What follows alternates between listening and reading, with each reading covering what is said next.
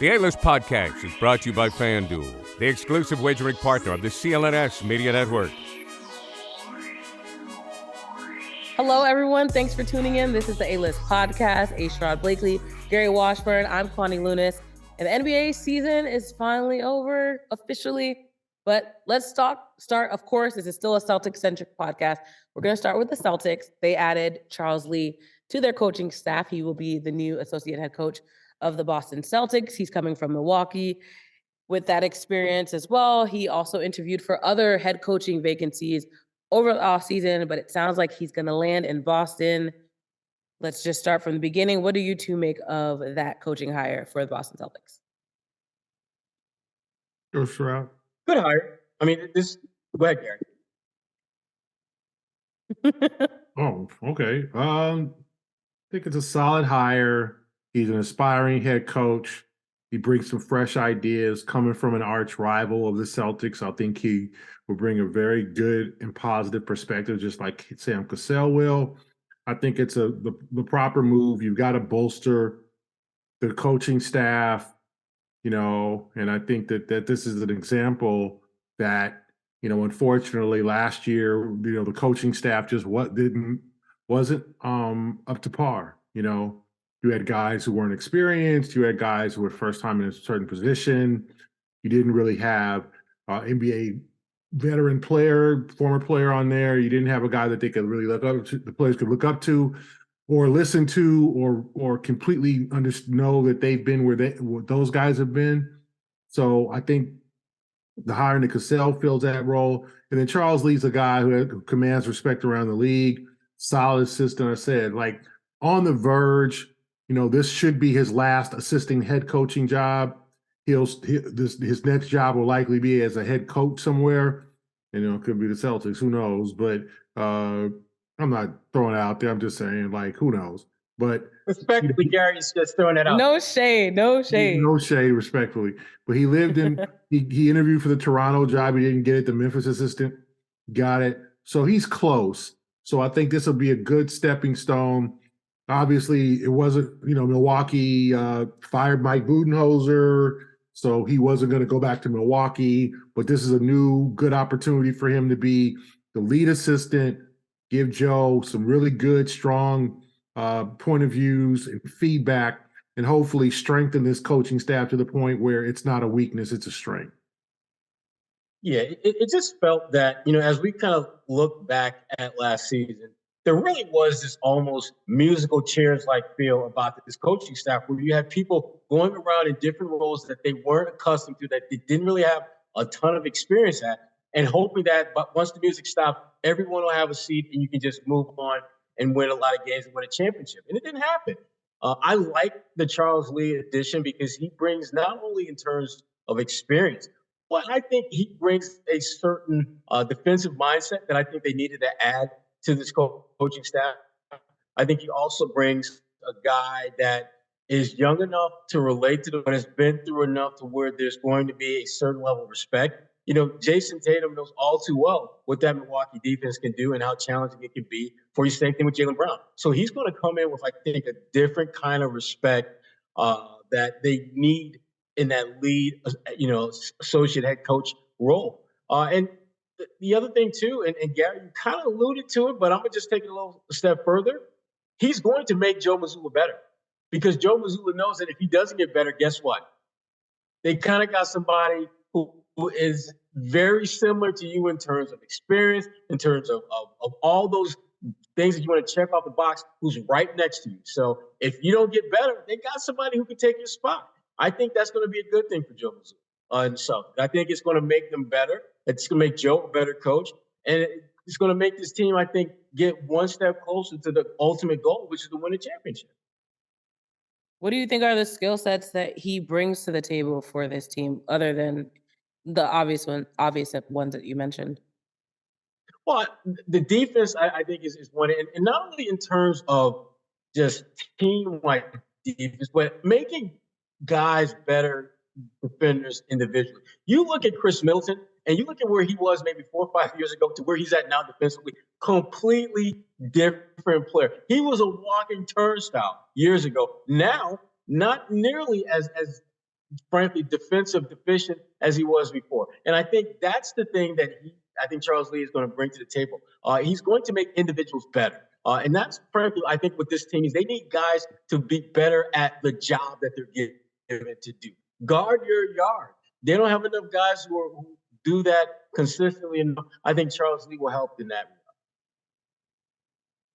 Yeah, I think that the intangibles of just having a guy who's been there before, won a championship as an assistant coach, has dealt with superstar power before with Giannis, with Chris Middleton, with those other guys in Milwaukee, good solid veterans like Bobby Portis and Wesley Matthews, and for a hot minute Jay Crowder, just dealing with established veterans and knowing what to do and how to coach those guys. I think it's a very important aspect.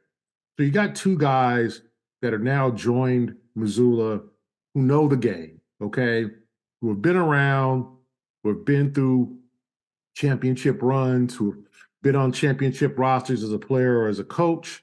And I think that that's the experience that Joe needs around him. I just think it's interesting. The organization had to admit, like, okay, this has got to change. And it's great to have guys on your squad, on your coaching staff who are good guys, but it's just more than being just a good guy. It's having the experience. It's being able to have influence on the players. It's to be able to have the players not think, oh, he's cool. Like, I don't think that Tatum and Brown disliked any of the coaches or they didn't respect them.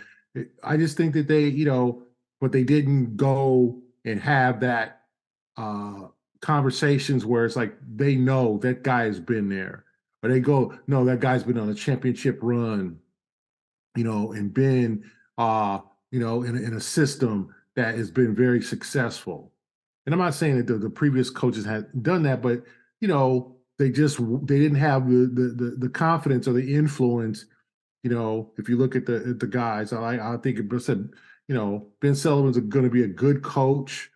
The same with Ben Miles, the same with, guy I got good, very close was Mike Moser. First year kind of coming in after playing internationally. So he's a young guy, but he can have influence. But I think those guys will probably be more comfortable with someone they know in Ime Udoka in Houston and have that influence and be able to deal with a younger core, but also have Ime as the guy that, like, the players can be like, okay, he ain't playing.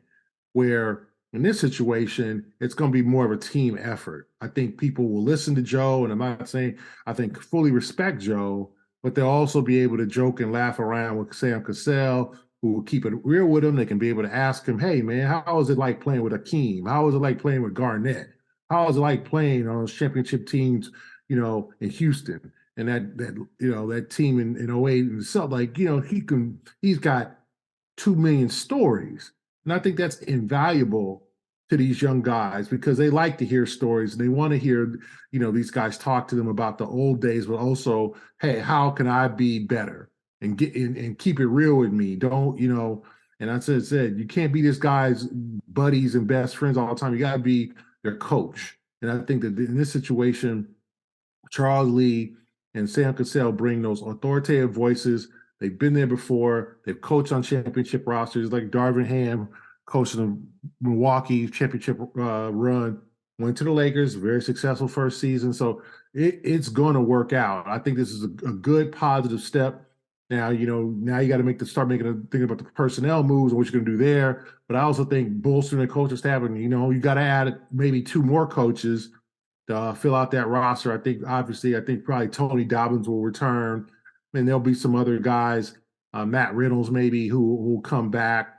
But you got to add another coach there too. Maybe a young rising coach, a guy coming from the G League maybe. Who knows?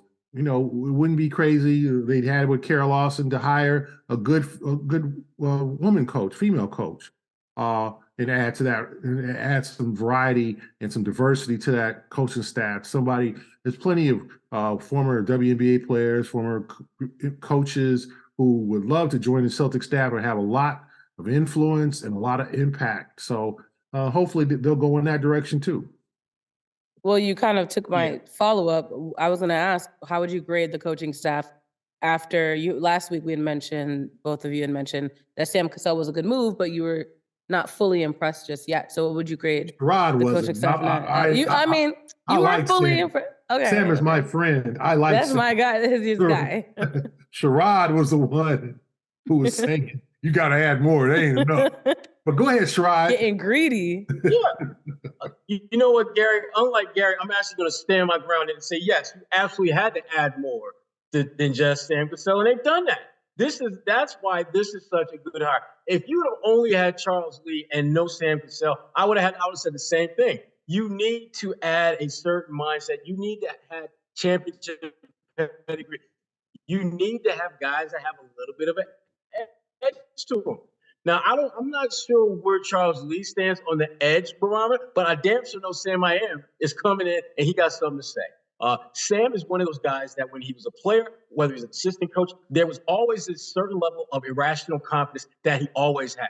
It didn't matter what the situation was. It didn't matter who he was playing with. It didn't matter who he had to coach. Sam always had this belief that he could get the most out of either himself or the guys that he's working with, and that it was going to work out. You need that type of energy in your locker room if you're trying to win a championship, because you're going to have stretches where everything and everyone is going to tell you who you aren't, what you can't do, and what's not realistic. And you need a steady voice that even during the good times is just filling you up with confidence. And when the bad times, they haven't changed. Sam is that kind of coach. And having a guy like Charles Lee, who has a clear ability to recognize ways to defend at a high level and things of that nature, that, to me, the combination of those two is a really good 1-2 punch. And again, the one thing that you cannot underestimate is when you add people to the mix who have won at the highest level, who've been part of championship caliber wins.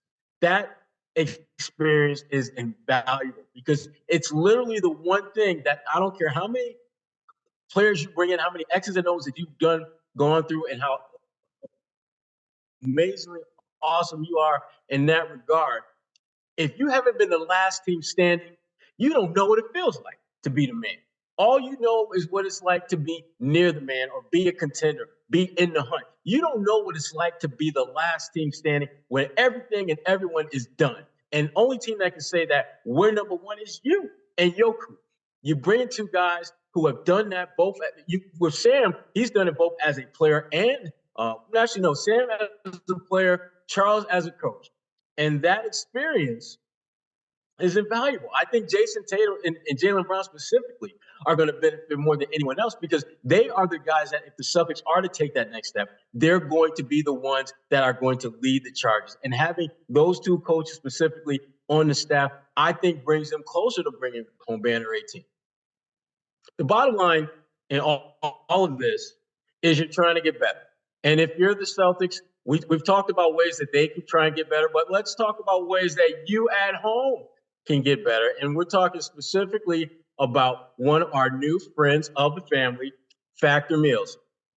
It's summertime and you're looking for something wholesome for convenient meals for those sunny active days. Factor Meals, America's #1 ready-to-eat meal kit, can help you fuel up fast with flavorful and nutritious ready-to-eat meals delivered straight to your door. You'll save time, you'll eat well, and you'll stay on track for reaching whatever your goals are as far as food is concerned. Now, too busy with summer plans to cook, but you want to make sure you're eating well, Factor has got you covered. Skip the trip to the grocery store and skip the chopping and prepping and cleaning up, all that stuff, because keep it real, I don't really want to do all that stuff. I want to just get my food and get it right now.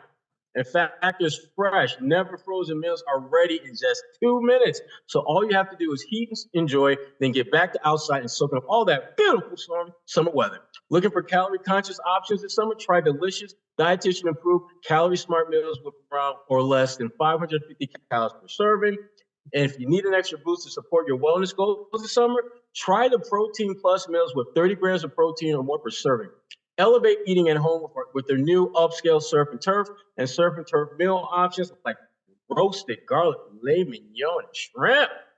And for the spicy lovers out there, they got Saletta Cajun spice shrimp and salmon for you as well. We offer delicious favorite pack options on the menu each week to fit a variety of lifestyles from keto to calorie smart, vegan and veggie, and protein plus.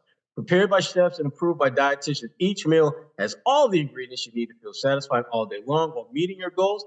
And if you're looking to mix it up, You can add a protein to select vegan plus veggie meals each week. You choose from 34 plus chef-prepared dietitian-approved weekly options featuring premium ingredients such as broccolini, leeks, truffle butter, and asparagus. Call right now. Head to factormeals.com/alist50 and use code ALIST50, ALIST50 to get 50% off your first box. That's code ALIST50 at factormeals.com/alist50 to get 50% off your first box. I should mention that I am on the Vineyard. If you're watching on YouTube, you're probably like, where is she? Last week, y'all were both out of Boston. So now finally I get my revenge and I'm enjoying the warmth that is the Vineyard. But Gary. You're just bougie, Kwani. Yeah, you know. Bougie. Black and bougie. I just needed to put that out there. But Gary, last time he was in Miami, obviously the season's over. The series is over. The Nuggets are the winner. We're going to actually talk about in a second the conversation that you had with Dorchester's own, but let's just recap the game, the series in general. The Nuggets, they win their first NBA title with that Game 5 win over Miami. Jokic, the finals MVP. Very, very, very well deserved. 30.2 points per game, 14. No, in that game, actually, in that specific game, it was 30.2 points, 14 rebounds, and 7.2 assists. Jamal Murray gets a title as well. What did you two, we all kind of predicted this, but what do you think about Denver finally winning it? Go ahead, Gary. Show us some love. Well, I think it was an outstanding performance by the Nuggets. Basically, they outplayed Miami besides one quarter of the series in game 2, but the other 4 games. And Miami played well. You know, they were not going to go out without a fight. They played hard, but their problem was offense. You know, they just couldn't score enough. 89 points last night. I think they scored over 100 once in the series. It's not acceptable. And I know for Celtic fans, it's frustrating because if you look at the numbers from Gabe Vincent, Max Strus, and our friend Caleb Martin, they were not good in the series. They were not good in the series.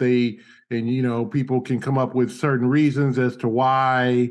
You know, what did the Nuggets do differently? Did they just play better? I think that they did play better defense than the Celtics.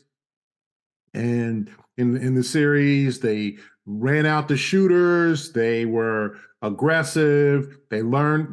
They didn't handle the zone great all the time, but they handled the zone good enough. And they were able to come out with some good defense and also, you know, some timely offense. And that's the thing. And you know, Jokic is a great player. I think the world can see now that he's the best player in the league. He just has that, you know, 30, like you said, Kwani, 30 points, 14 rebounds, 7 assists in the series. Jamal Murray, 21 and 10 assists. Aaron Gordon had a solid series, shooting 60% from the field, 14 points. Bruce Brown, Dorchester's own. You know, Michael Porter Jr. was not good in the series at all, but he had his moments in Game 5. And if you look at the Miami Heat, you know, not a good series from Jimmy Butler, 41% from the field. Gabe Vincent, 33% from the three-point line. Caleb Martin, 33% from the three-point line, 7 points. I mean, it's a crazy, the numbers. I mean, if you look at the numbers, I mean, if I do my hood math here, Vincent. We love Hood University math. Yes. Vincent, Martin, and Strus were combined. They hit 21 3-pointers in the series combined. I think they hit 50 against the Celtics in the 7-game series. So they were 21 for, let me see here, 30, 45. Carry the 2, then a 1. Carry the 4 and then divide by 7. And of course, you get. They were 21 for 77 from the 3-point line in the series. 21 for 77 from the 3-point line in the series. So, I mean, Celtic fans, you know, I'm sure they're frustrated because they kind of they leveled out. 27%. They shouldn't be though, because then they would have got demolished by Denver as well. Yeah, some people. I mean, I think they would have provided a better series because they had more offensive weapons. But I just think Denver was a team that was locked in. It was a very, very Dominant. very deep team. They played strong defense. And as I said, I think the Celtics just, you know what? Like, they dropped the ball. They should have been in the finals. People were telling me that, throughout the series, that they were, the Celtics botched the whole thing, and it had been a good series. Now with the Celtics, I don't know, they might have lost in 6, but I just think you saw one matter of luck or fortune in the terms of just like the Miami hit a lot of big shots in that series. I watched Caleb Martin throughout this series against Denver with open shots, and I was like, "Oh, he gonna hit that." He hit that against Boston, clank. Like, he just wasn't himself. He didn't get a lot of shot attempts, but the defense and the Nuggets adjusted. They watched the Celtics series, right? One, run these dudes off the line, make them shoot contested twos. Don't leave them open for 3. 2, you're going to have to let somebody go off, and it was Adebayo. But Adebayo ain't hitting no threes. So let him go crazy with the 2s. 2, as I was told by the Nuggets, what they said, don't go for Jimmy Butler's pump fakes. The Celtics did that. And don't put too much attention on him, as the Celtics did, and leave open shooters because he'll find them. So I just think those recipes to success were the reason that Denver was able to really dominate the series. And I think that they're a complete club. Jokic, I think people don't respect him, haven't respected him because he doesn't have crazy athleticism like Giannis, and he doesn't talk a lot like Embiid, but the dude is just a masterful player, and it's ugly. He scored some of the ugliest baskets and just flipped it up there, but it gets in, it gets done. So I think for a franchise like the Nuggets, 47 years without a title since joining the NBA in 1976, they, it's long overdue. And I think, too, patience, like Mike Malone did not go to the playoffs his first 3 seasons as coach. Remember, without Jamal Murray, who was hurt last year, they lost in the first round last year to Golden State. Like, it was people were like, that's when people were like, wait a minute, Jokic is, it's a fraud. Like, you don't get no team wins. But when you stick with the process, you stick with the plan, and I think that might be a kind of a nod to the Celtics. Hey, boss, it's not easy to build a championship team. And just keep knocking on the door, and it'll go in. Now, do I think the Celtics next year should be their year? Yeah, like absolutely. Next year is no more playing games.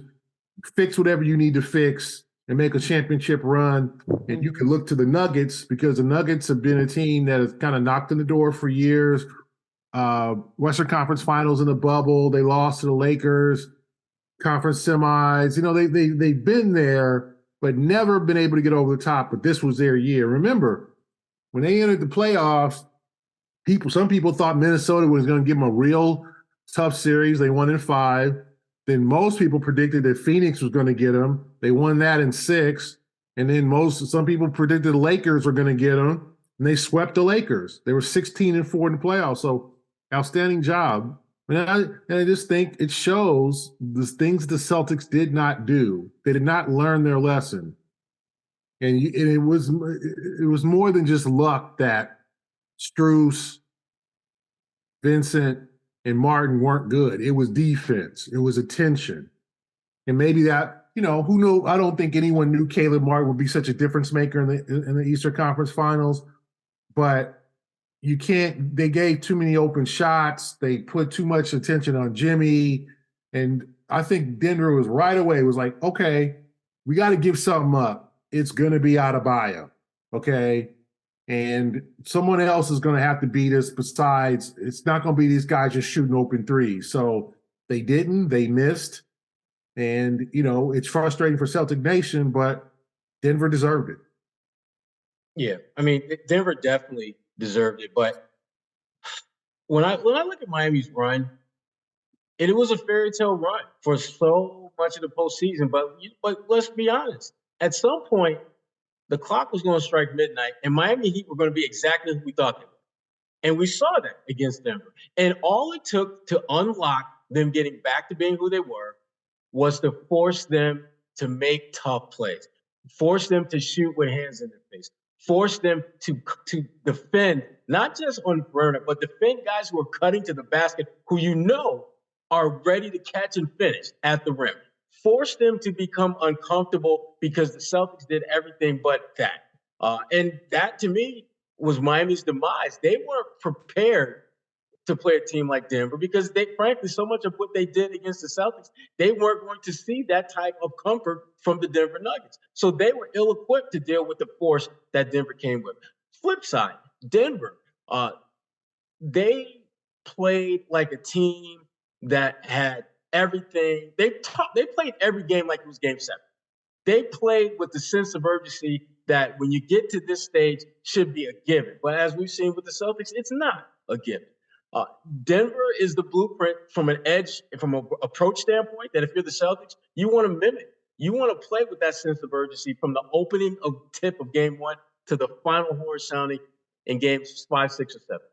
Now, the one thing about Denver that you cannot replicate, no matter, at least not now, you don't have the kind of dogs on your roster that Denver does. Jokic is a dog.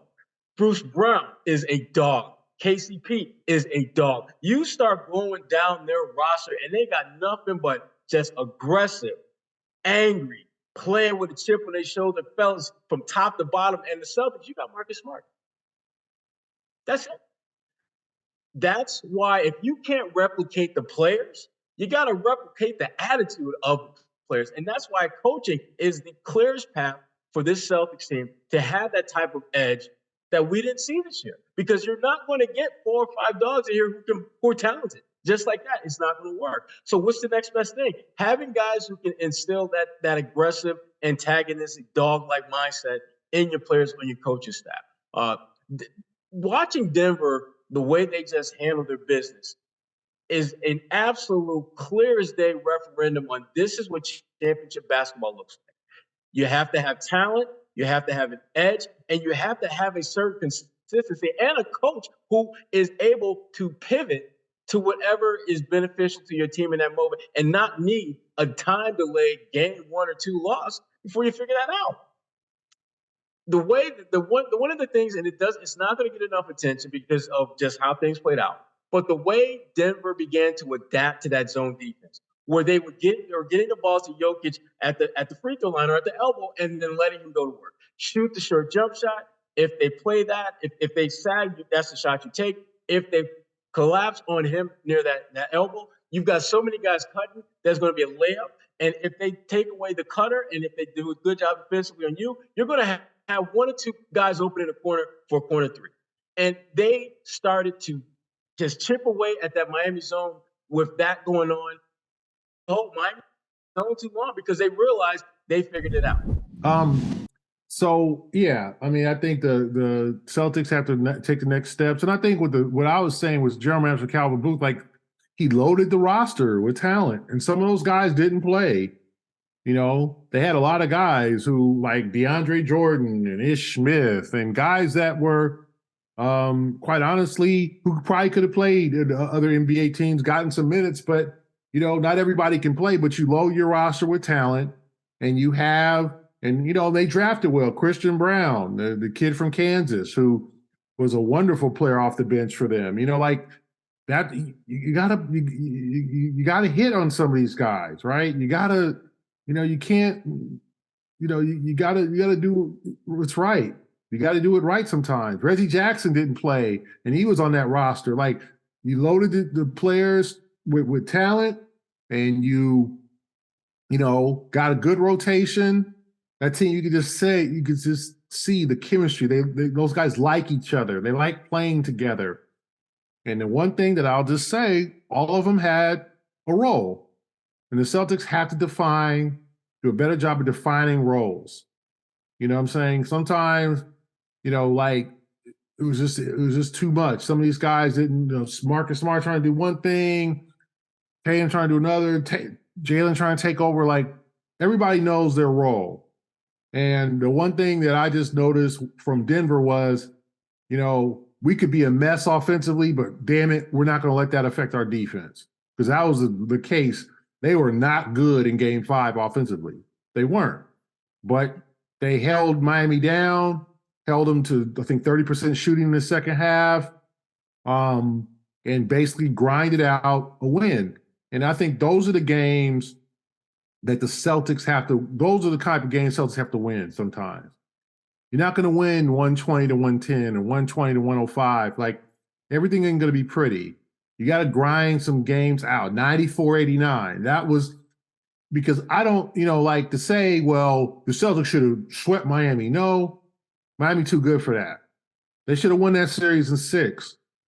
And, you grind out games like Game 2 in the series where they fell apart and the whole Grant Williams, Jimmy Butler thing. That's a game you grind out and you win. Like, you got to win those types of games. The Celtics are good at pulling away and blowing teams out. They led the league in point differential. It's when the games get close and tight and they've got to execute. And Denver was able to execute down the stretch, and not necessarily great all the time, but just even them up, hold off Miami, get that one key rebound, that one key play, because Jimmy Butler almost single-handedly brought them back in the fourth quarter, but the Nuggets matched bucket for bucket, then played enough good defense to force a turnover and make those winning plays. So the Celtics have a lot to work on. They have the talent, they have the blueprint, but now it's time to carry it out. Well, the NBA season may be over, but the action never ends on FanDuel. Right now, new customers can get a no-sweat first bet up to $1,000. That's $1,000 back in bonus bets if your first bet doesn't win. We talk about FanDuel every week on this podcast, one of our great partners, because one, they have really good promotions on a daily basis right in the app.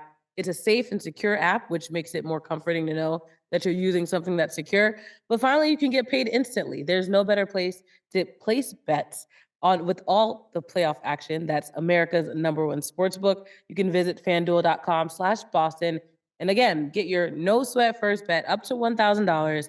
That's fanduel.com/Boston. FanDuel, the official sports betting partner of the NBA. These are our hiring goals, they say. They're very aggressive, but when everyone looks to you, you're calm. Why? Because you don't need a miracle, you need Indeed. Indeed is the hiring platform where you can attract, interview, and hire all in one place. Instead of spending hours on multiple job sites searching for candidates with the right skills, Indeed's a powerful hiring platform that can help you do it all. They streamline hiring with powerful tools that can help you find your matched candidates. And with Instant Match, over 80% of employers get quality candidates whose resume on Indeed matches their job description the moment they sponsor a job. Candidates you invite to apply on that app are 3 times more likely to apply to your job than the candidates who only see it in the search. Also, you get one step closer to the hire by immediately matching with quality candidates who fit that job. Even better, Indeed's the only job site where you can only pay for the applications that are what you actually want to have, the must-have requirements. And Indeed is an unbelievably powerful hiring tool, delivering 4 times more hires than all other job sites combined. You can start hiring right now with a $75 sponsored job credit to upgrade your job post at Indeed.com/A-list. Join over 3 million businesses worldwide that use Indeed to hire great talent fast. So once again, claim that $75 credit right now on Indeed.com/A-list. Indeed.com/A-list. Terms and conditions apply. Need to hire, you need Indeed. Continuing that conversation that we had about what Miami had to deal with with the Nuggets, what do you two make of the Denver Nuggets? What couldn't the Celtics learn? Hopefully, they were at least tuning into some of the games. What do you think the Celtics learned from that potential dynasty? That's still to be determined. Well, I think Denver, you can talk about them winning or being a dynasty because one, they just won a championship, but two, you look at their core group and there's no one up over 30 in their core. So they still have guys that are either at their peak or pretty damn close to being at their peak and are going to be there for at least another 2 or 3 years. So the potential is absolutely there. If you're the Celtics, I think you have to understand and embrace the fact that you need to maximize moments of greatness, moments where you can be the absolute best in the world. And they failed to do that. They failed to do that last year when they were up in Golden State series in the finals. They failed to do that in the conference finals where they spotted Miami a 3-zip series lead and damn near got all that back. And probably I would say if it wasn't for a Jason Tatum ankle injury, they probably would have pulled off the miracle comeback and advanced to the finals. They don't do a good enough job of having the sense of urgency you need to at this point. You are a team that's built to win a championship. Their talent alone is not going to get it done. You look around the NBA, as talented as the Celtics are, there are at least 2, 3, 4 teams that, from a talent standpoint, top to bottom, are right there with them. The difference, effort, energy, sense of urgency.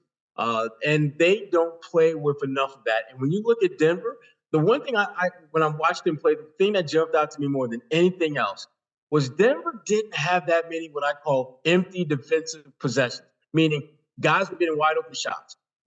Miami didn't get a lot of wide open shots in this series. And when they were close, they fought under screens. They fought over screens. They banged around the basket. Denver did everything you're supposed to do to claw, scratch, fight, bite your way to a title. And the Celtics, it seems like they don't want to get dirty like that. You want to win a championship, it needs to get messy. It needs to be ugly at times. I mean, hell, as we pointed out, Game 5 was 94-89. That is not what you want to see in the final, championship caliber game. But that's what Denver needed to do to get the win, and they were willing to make the sacrifice to do that. Will the Celtics at some point get to the postseason and play with that sense of urgency and make those sacrifices with some consistency? We're waiting to see if that'll ever happen. Yeah, well, I think the Celtics have to play the season with a level of force, anger, and just play mad. Like, I know it's one game at a time, and we got another one tomorrow, and you can't take every game. Like, they got to go through and get that number 1 seed, iron out all the issues. You can't. The one thing that happened with this team was all the issues that they went through lingered throughout the season and burning the playoffs. The lack of defense at times, lackadaisical play, relying too much on three-pointers. All these things were things that we saw all during the regular season. Big blown leads. We saw that all during the regular season, and they were never addressed and never improved. And the Celtics they were good enough to get away with those mistakes. And let's be honest, this team won 57 games. If they played sharp basketball more, they could have won probably 67 games. There's easily 10 games you could point to throughout the season that they lost that they probably could have won or should have won. So I'm not saying this team should have won 67 games. You're going to have games that you blow. You're going to have leads that are blown. You're going to have times where you just don't have it. But I think the Celtics have to play with force throughout the season. And Denver won less games. Denver won 53 games during the season. But Denver locked it in during the playoffs. They didn't mess with their food. Minnesota in 5, Phoenix in 6, and a blowout win in a closeout game on the road. And then the Lakers, they could have messed around with the Lakers. They took the first 3. The Lakers gave them their best shot in Game 4. Nuggets fought and got that one too. And then they come into the series, with a long rest, fresh, ready to go, and they took out the Heat in 5. So they didn't play with their food. The Celtics is all up here too with the Celtics. Focus, not playing lackadaisically, playing hard on defense all the time. Don't let your offense affect your defense. All those things they can learn from the Nuggets. Nuggets weren't a perfect team, and it probably would have been a very competitive series if the Celtics had played them. But I can't guarantee you the Celtics would have the same focus as the Nuggets did. I don't know. Because the Celtics basically lost the first, they thought in Game 1 against Miami, they were up, I think, 12 in the first half. They thought, okay, we figured these guys out. This is not And then that 46-point third quarter changed the entire series. Miami, then they ended up losing the game. Game 2, the Jimmy Butler situation, and then game 3, they gave up. So it's just like you gave away 3 games in that series, and one of them because you just didn't show up. And so to me, it's all up here: mental fortitude, toughness, getting the dogs in there, playing who's going to go out there and play hard. If a guy's not playing hard, hey, pull him. Like you see it happen in baseball. Guy don't run hard down the first base line. Guy's lackadaisical. Guy gets beat, not getting back because he's complaining about calls. Nope. Like, that's unacceptable. We can't have this because next year is the year. Like, Milwaukee's going to be back. All these teams now are coming back from the dead. Philadelphia, all these teams that the Celtics had put down or were gone are back. So the Celtics are going to have to realize that it's going to take more than what they provided last year. It's going to take more. Everybody, Jason, Jalen, like more focus, fortitude, not playing with your food. Oh, this team doesn't have this player. Oklahoma City's not playing with Shai Gilgeous-Alexander. Okay, let's lose by 33 that was embarrassing. Like, it's one thing to lose. It's one thing to lose to a team. How many times they lose to teams without their star player, one of their top players?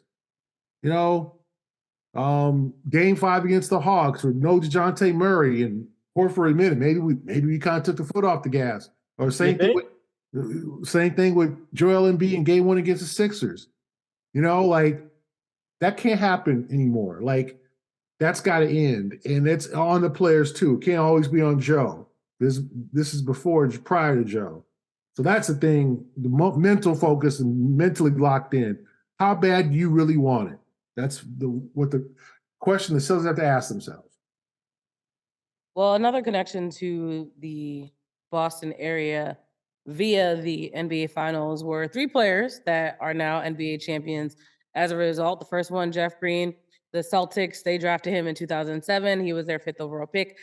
Ended up going to the Supersonics, which obviously is the Thunder right now. The second person that's connected, my own fellow alumni, Reggie Jackson, Boston College alum. But finally, most importantly, I think at this point is Bruce Brown, who's from Dorchester, Boston's own. And Gary Washburn, you actually had a chance to talk to him after the game. What did you two talk about? Yeah, very excited. Obviously, he's a guy who, from Dorchester, played at Wakefield High School, then transferred to Vermont Academy. Because as you guys know, if you're a D1 prospect in Boston, generally you got to go to prep school. Like, it's just the way it is. It's I think Shabazz Napier might be one of the only few players that come out of a Boston City high school and go and be a top D1 player. Most of the players transfer, and so he went to Vermont Academy and then played 2 years at the University of Miami. Came out, was a 2nd-round pick, and went to Detroit. Found his footing there. He credited Dwayne Casey. Yeah, Sherrod, Detroit. Credited Dwayne Casey for discovering him and giving him an opportunity to play. Then he went to Brooklyn. And he thought that this summer, and I think everybody thought after his good series against the Celtics that he was going to get really, really paid. And it didn't happen. He got the 2-year, $13 million deal with the Nuggets with a player option for this summer. I think he'll decline and go out on the market. As he should. So who knows where he'll be, but he'll be a free agent. But just a guy who's got a good story and said, hey, I'm going to try to bring the Larry O'Brien Trophy back to Dorchester, show the kids what happens, because he was a kid in Dorchester too, right there, playing in the Boston public leagues in terms of the AAU circuit and the summer leagues and that type of thing. He's a Boston kid, and I think that Boston's a place that has good basketball players. From Wayne Turner, Wayne Selden, Ron Lee, but wants to get more respect for the ballers that it produces. And so I think this is a source of pride for Boston, especially Dorchester area, Roxbury, that area of players. And unfortunately, you'd like to see these kids be able to flourish at Boston City schools or whatever. Unfortunately, instead of having to go to prep school, but that's just the way it is, obviously, in this system.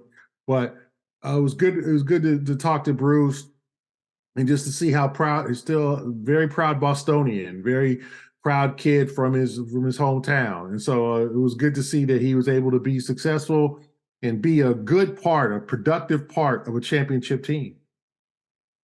He's such a dog, and I love that about him. I love Bruce is my favorite player in the NBA right now. He is my favorite player because and I will be rocking a Bruce Brown jersey very soon. It's literally on its way. So that's a Boston. I feel like if there's anyone, obviously Boston always reps people that are from there. So I feel like that jersey would be respected around the area, even though it's obviously not a Celtics one. He's just so tough mentally. I mean, watching him play, I mean, he's on the floor. He's like, what, 4th, 5th option offensively, and yet he's taking big shots. He's grabbing offensive rebounds. He's cutting to the basket, drawing contact, doing and he's defending his ass off. Jimmy Butler wasn't struggling just because he was having a bad ankle or having a bad night. Bruce Brown kind of had something to do with that.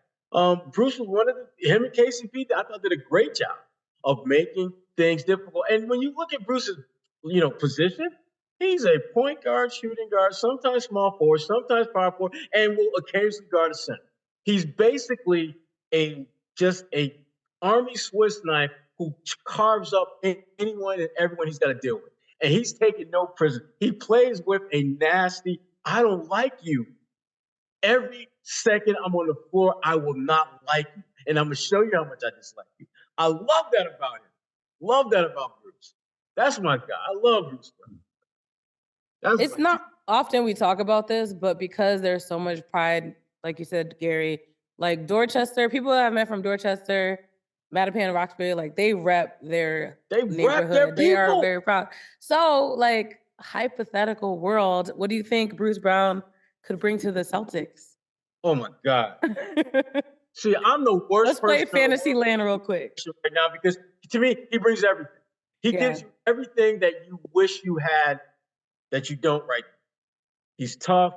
He's not afraid to take big shots. He's come through in late game situations. He doesn't mind not being on the floor in those moments. If that's what you as a coach feels best, he is more than ready to take the big shot, big play, get the big defensive stop. And he's just ready for the moment. The moment is never going to be bigger than Bruce Brown. And there's not a lot of role players in the NBA who you feel comfortable and confident in saying that about. Because role players, there's usually some nerves and jitters. Bruce ain't got that. He ain't built like that. He's just not. So he mean everything, Kwani. Everything. Everything. Gary, what do you think? Everything. Yeah, I mean, obviously they could use another good defensive player, combo guard. Now they'd have to make some moves, but just something they could look into. I think he would be a good Celtic. I think he'd be proud to come home, play in front of his family and friends.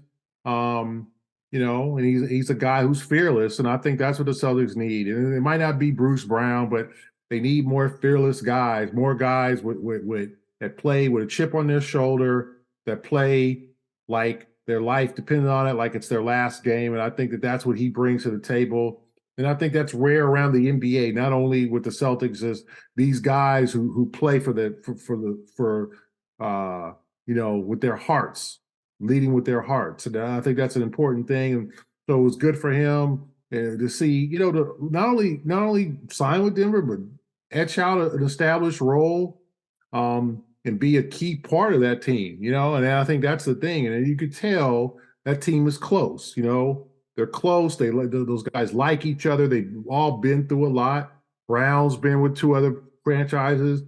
Aaron Gordon was a guy who was supposed to be a kind of a superstar in Orlando, and it didn't work. And he's etched a role there in Denver that's not a superstar role, but a really workmanlike role. And he's turned himself into a very good player, a good, guy who could rebound, hit post up, physical, all that, in addition to being a real great athlete. Contavious Caldwell-Pope coming from the Lakers, a good defender. They put together guys who have been other places that were like, why can't we make this work here? And I think that that's what is very important, and the Celtics could take away from that. So I think, hypothetically, Bruce Brown would be a great addition to a lot of teams, including the Celtics. But I think he's going to have his pick. He's going to have his pick of the litter, because I think he really helped himself during the playoffs. Well, there we go. I think if you have any final words, I do have to point out something you said, that Denver team clearly likes each other a lot, but Jokic is ready to go back to Serbia and celebrate. Yeah. He's that coworker that just goes to work and goes home. He was happy to win, but it's funny. He ain't for that happy hour life. He's not trying to go to y'all cookout after work. No. Like, he wants to go home to his family. Reports. He got the best report of everybody who filed reports in your office. Oh yeah. Absolutely. You know there's no mistakes. Like, you don't even have to check it twice.